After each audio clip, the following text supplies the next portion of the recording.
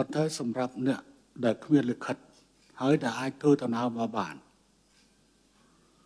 កម្ពុជារាជរដ្ឋាភិបាលទទួលយកទាំងអស់មានឬគ្មានលិខិតឲ្យតែជនជាតិកម្ពុជាជនជាតិខ្មែរ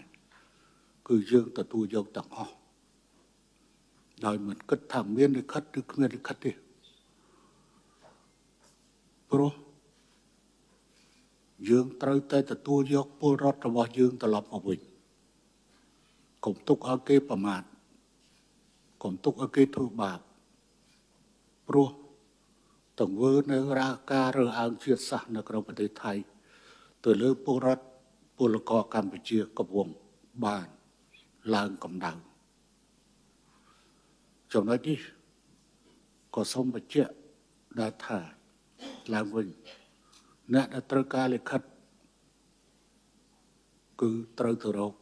ប្រសិនបើការធ្វើដំណើរគ្មានត្រូវការទៅលិខិតទេមកដល់ទួលដែន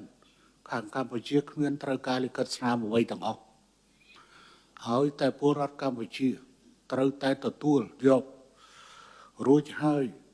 ថែទាំឲ្យបានល្អដឹកជញ្ជូនទៅកាន់ភូមិកំណើតបន្តទៅនោះ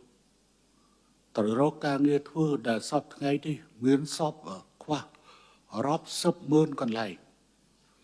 ទាំងក្នុងវិស័យឧស្សាហកម្មទាំងក្នុងវិស័យកសិកម្មទាំងក្នុងវិស័យសំណង់